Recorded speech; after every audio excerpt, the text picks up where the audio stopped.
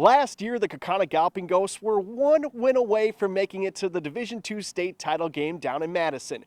Well, last week they beat the team that knocked them out of the playoffs in 2022 in West De Pere. And this year, the Galloping Ghosts are returning a lot of starters, including stud quarterback Finnley Doriot, who is entering year 3 as the starting quarterback for the Galloping Ghosts. And this team feels like this year is their year.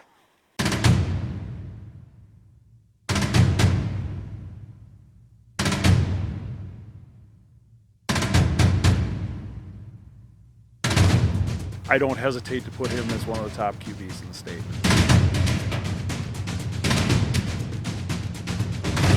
So coming into the season, I don't think many people thought he was going to be a big star, but he's really shown it. As Doriot embarks on year 3 under center, with his great play in previous years, there's now high expectations in his final season as a Ghost. He can do it all. His accuracy and his chemistry with our receivers is taking a really significant step since last year, and I thought last year he had a pretty good season. That chemistry has grown partly because of that level 4 playoff loss last year.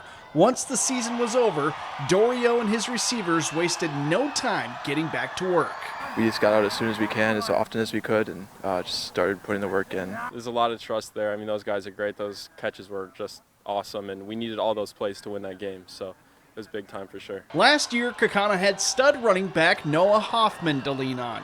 This year, they're expecting Doriot to be somewhat of a dual threat to make up for his absence. He's had some nice runs already this season, and he'll continue to do that. So I think he's a total package, plus he's a really smart kid, really high GPA ACT kid. Last week against West De Pere, Doriot led his team down the field for what would turn out to be the game-winning score.